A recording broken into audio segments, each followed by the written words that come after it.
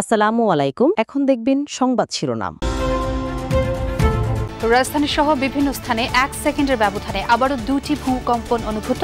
উৎপত্তিস্থল ঢাকা ও নরসিংদী। মাত্রা ছিল 3.7 এবং 4.3।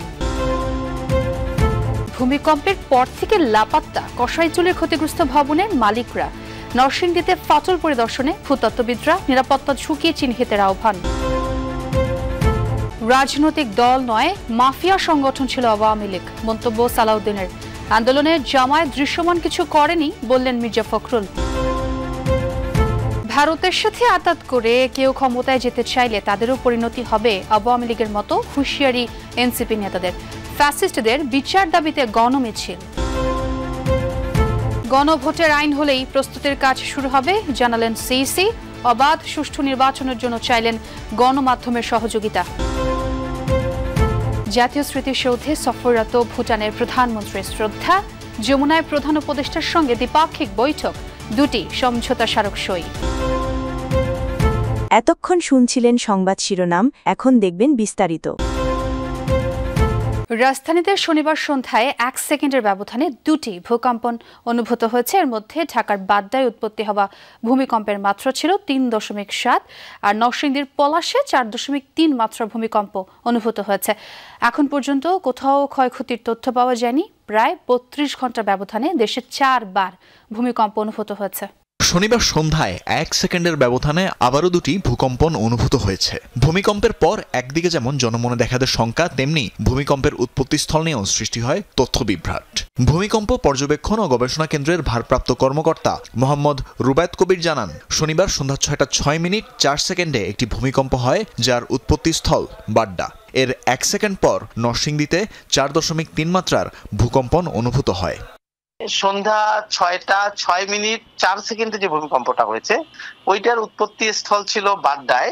এটার ম্যাগনিটিউড ছিল 3.7। আর সন্ধ্যা 6টা 6 মিনিট 5 সেকেন্ডে একটা ভূমিকম্প হয়েছে, যেটা উৎপত্তি স্থল ছিল নরসিংদী, এবং এটার ম্যাগনিটিউড ছিল 4.3। টাইপ করতে গিয়ে ওই বাড্ডাটা ওটা আসলে হবে 4.3টা হবে নরসিংদী, বাট ল্যাটিটিউড লংটিটিউড ঠিক দিয়েছে, বাট লোকেশনটা জায়গাটা লিখতে আসলে মিস্টেক করে ফেলছে। এর আগে সকাল 10টা 36 মিনিট 12 সেকেন্ডে আশুলিয়ার বাইপাইল এলাকায় ভূকম্পন অনুভূত হয়েছে। রিক্টার স্কেলে এর মাত্রা ছিল 3.3। এর উৎপত্তিস্থল ছিল নরসিংদীর পলাশ। শুক্রবারে ভূমিকম্প দেশের জন্য বড় সতর্কবার্তা। ভবিষ্যতে আরও তীব্র ভূমিকম্পের মুখোমুখি হতে পারে বাংলাদেশ, এমন আশঙ্কা করছেন ভূতত্ত্ববিদরা। আর তাহলে বড় ধরনের বিপদে পড়বে অপরিকল্পিত রাজধানী সহ পুরো দেশ।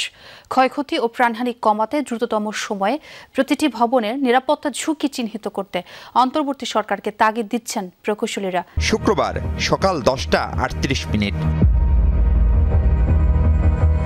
কেউ কাজে, আবার ছুটির দিন হওয়ায় অনেকেই ছিলেন বাসাবাড়িতেই। হঠাৎ কেঁপে উঠল পুরো দেশ। 21 নভেম্বর 2025 ভূমিকম্পে প্রাণ গেল অন্তত 10 জন মানুষের। এখনও আহত 6 শতাধিক মানুষ। বন্ধ হয়ে গিয়েছিল তৎক্ষণাৎ ঘোড়াশাল সহ অন্তত 7টি বিদ্যুৎ কেন্দ্র। এমনকি সর্বাধুনিক মেট্রো রেলেরও 6টি স্টেশন অল্প বিস্তর ক্ষতিগ্রস্ত। দিন পেরুলেও ভূমিকম্পের সেই ভয় আতঙ্ক কাটেনি ঢাকাবাসীর। অনেকেই বলছেন জীবনে এমন পরিস্থিতির মুখোমুখি হননি। এদিকে ভূমিকম্পে নরসিংদীর পলাশ রেসিডেন্সিয়াল মডেল কলেজের মাঠে দেখা দেয়া ফাটল পরিদর্শন করেছে ঢাকা বিশ্ববিদ্যালয়ের ভূতত্ত্ব বিভাগের একটি দল।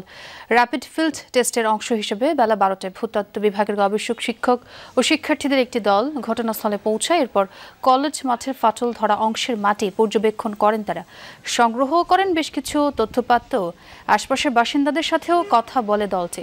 গবেষণাগারে পরীক্ষা নিরীক্ষার জন্য ঘটনাস্থল থেকে নমুনাও সংগ্রহ করেন তারা। শেখ হাসিনার সরকারের পতনের শেষের 10 বছর দৃশ্যমান কোনো আন্দোলন করেনি জামায়াত, এমন অভিযোগ বিএনপি মহাসচিব মির্জা ফখরুল ইসলাম আলমগীরের।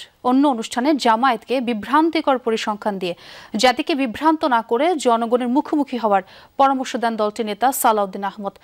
আর আমির খুসরু মাহমুদ চৌধুরী জানান, শুধু গণতন্ত্রের স্বার্থে বিএনপি এখনো অনেক কিছু সহ্য করে যাচ্ছে। স্বাধীনতা, সার্বভৌমত্ব ও গণতন্ত্র রক্ষায় শহীদ মিনার এলাকায় মিছিল করেন মুক্তিযোদ্ধা ও মুক্তিযুদ্ধের প্রজন্ম। চেতনার ব্যবসা করতে করতে এর আগে আলোচনা সভা করেন তারা। অনুষ্ঠানে বিএনপি স্থায়ী কমিটির সদস্য সালাউদ্দিন আহমদ বলেন, আন্তর্জাতিক মান বজায় রেখেই শেখ হাসিনার মামলার রায় হয়েছে, এর বাস্তবায়নও হবে। এ সময় জনদাবির সাথে সম্পৃক্ত হতে জামায়াতকে পরামর্শ দেন তিনি। আন্দোলন থেকে রাতারাতি সরে আসা একটু লজ্জা শরমের ব্যাপার আছে, কিন্তু জাতীয় রাজনীতিতে কৌশলে জনদাবির সাথে একাত্মতা পোষণ করা অত্যন্ত জরুরি। জামাতের টিকিট কাটলে জান্নাতের টিকিট কাটা হবে। কোথায় আছে আমাকে বলুক, তারা দেখিয়ে দিক কোথায় আছে। এবং এটা ঠিক না ধর্মকে ব্যবহার করে রাজনৈতিক ফায়দা নিয়ে নেওয়া, এটা কখনোই আপনার ইসলাম এই কথা বলে না। গত 10 বছর কিন্তু আমরা তাদের এই ফ্যাসিস্ট হাসিনাকে পরাজিত করবার জন্য ভিজিবল দৃশ্যমান কোনো কাজ দেখিনি। বাংলাদেশ ও ভুটানের মধ্যে স্বাস্থ্য সহায়তা ও ইন্টারনেট সংযোগ সংক্রান্ত দুটি সমঝোতা চুক্তি সই হয়েছে। ভুটানের প্রধানমন্ত্রী শেরিং তোবগের নেতৃত্বে ভুটান বাংলাদেশ দ্বিপক্ষীয় বৈঠক শেষে সই হয় এই চুক্তি। বিকেলে প্রধান উপদেষ্টা ডক্টর মোহাম্মদ ইউনূসের সাথে একান্ত বৈঠকও করেছেন ভুটানের প্রধানমন্ত্রী। বিকেলে প্রধান উপদেষ্টার কার্যালয়ে যান সফররত ভুটানের প্রধানমন্ত্রী শেরিং তোবগে। এ সময় তাকে স্বাগত জানান প্রধান উপদেষ্টা ডক্টর মোহাম্মদ ইউনূস। আনুষ্ঠানিকতা শেষে নিজ নিজ দেশের প্রতিনিধিদের নিয়ে বৈঠকে বসেন দুই সরকার প্রধান। বৈঠক শেষে স্বাস্থ্য সহায়তা ও ইন্টারনেট সংযোগ সংক্রান্ত দুটি সমঝোতা চুক্তি সই হয়। দুপুরে রাজধানীর একটি হোটেলে ভুটানের প্রধানমন্ত্রীর সাথে সাক্ষাৎ করেন বাণিজ্য উপদেষ্টা শেখ বশির উদ্দিন। দুদেশের মধ্যে কিভাবে বাণিজ্য আরও বাড়ানো যায় সে বিষয়ে আলোচনা করেন তারা।